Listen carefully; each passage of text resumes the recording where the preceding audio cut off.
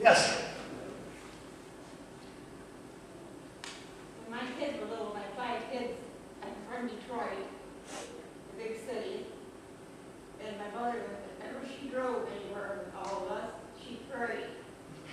And the kids said, well, when you ride with grandma, you have to pray.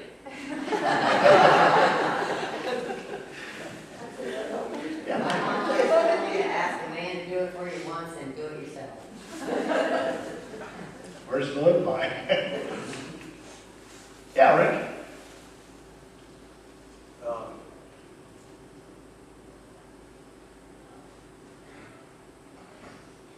My mother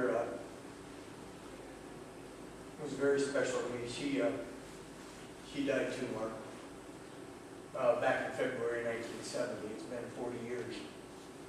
But one of my fondest memories of my mom was some weekend just me and her would go over to Fenway to a little store called Napoli's Pizza. It was downtown. They had the best pizza. And we talked and fellowship, and I was really young. I was only like 9, 10, 11 years old. But my mom had a favorite song, which you're going to hear a little bit later on in the service. She taught me when I was about 8 years old. And that was her favorite song. And it was called In the Garden. And from that point on in my life, that's been my favorite hymn too. Yep. At the house, I have a wall unit, and my mom played ukulele. And when Chris got his out here a while back, that kind of reminded me. She taught me one song, and for the life of me, I can't remember it, but she always played that, and she had her best friend from childhood. Matter of fact, Tootie is still alive. Ended up, when they moved to Florida, gave my mom an organ. And I can remember going over every now and then, and I could, coming in the garage, I could hear mom in the front room playing, and she'd either play,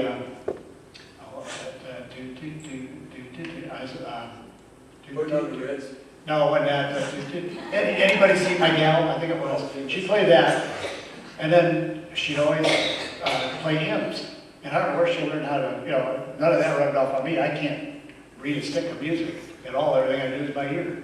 But she plays that. My sister-in-law, after my mom died, my sister-in-law took some of my mom's George. She never had real George.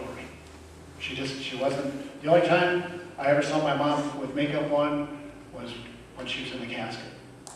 The funeral director put a little makeup on. That wasn't my mom. She wasn't glitzy, she wasn't anything. But anyhow, my sister-in-law Barb put together this collage thing in a frame with some of the sheet music that my mom used to play and some of her favorite hymns. And I've got that on the wall. But Rick, there's a lot of stuff musically that I can remember. My mom loved to sing.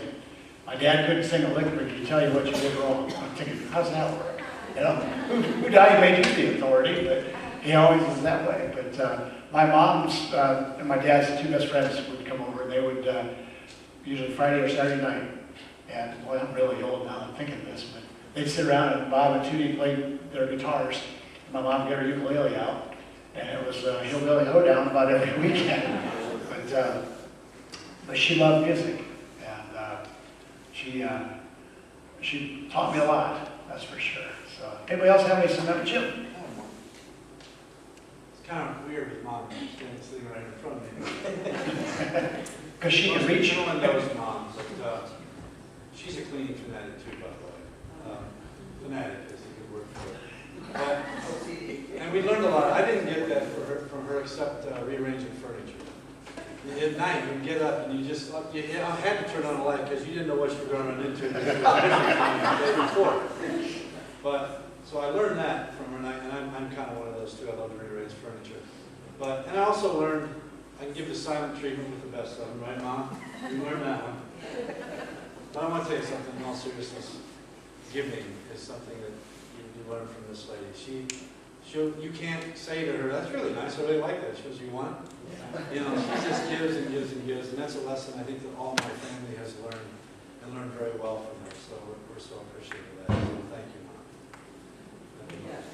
Mom. Yes. I just, several years back, I went through some hard times in my life, and one thing I have to say is my mom was there for me. She was one of the few that didn't give up on me. And because of that, she's my best friend today. That's neat. Okay. It doesn't get much better than that, does it? I think that's Yeah.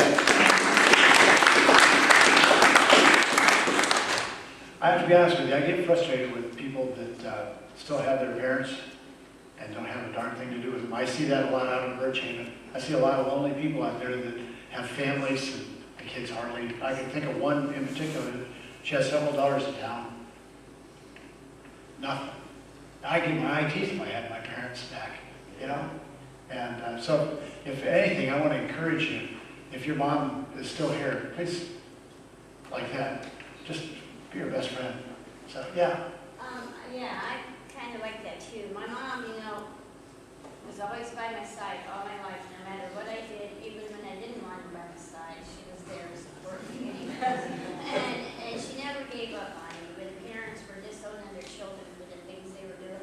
Not my mom. She just kept praying and praying and praying for me. And you know what? Prayer works because, I changed my life and I'm with God now and got my mom, and she's not only my mom, but she's become one of my best friends. And I love her with all my heart. Amen. Yeah, and that's sad when you don't have that because mother and you shouldn't have that. Yep. Here, children. That's right. Yeah. What Jenny said about me, I learned that from my mom. Amen. And That's where I got that. And Yeah, because she did that with Joan.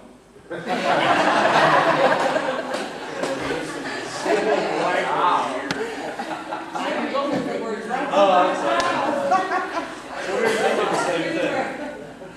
Welcome to Family Feud. I just wanted to say, I lost my mother when I was 24 years old.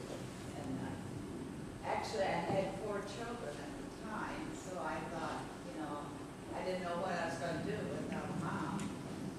But she taught me a lot, and I always remember, because everybody, young kids always think they have a problem with their mother.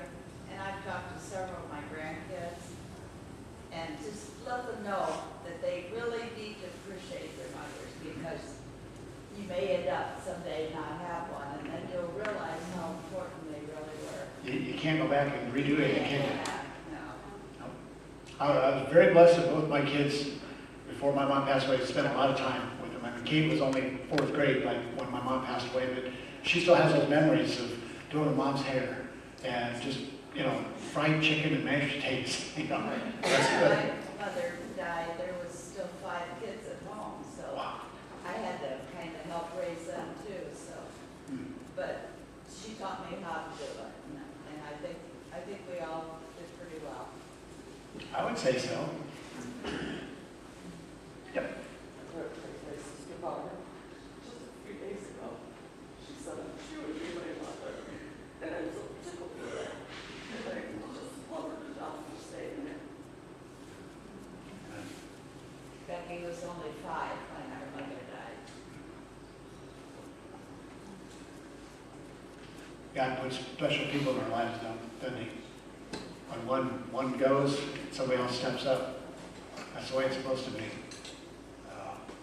But we're all doing fine now. That's neat. That is neat. I'm sorry, I yes. have to say, for all 3 of us, I think she's all 3 of our best friends. Like, we can go to her for everything. She'll spend hours on it studying with us and playing games. Just so better. That's neat. I hope that, yeah, Mike? Well, that's by default, though, so. Well, he's got the only one. Well,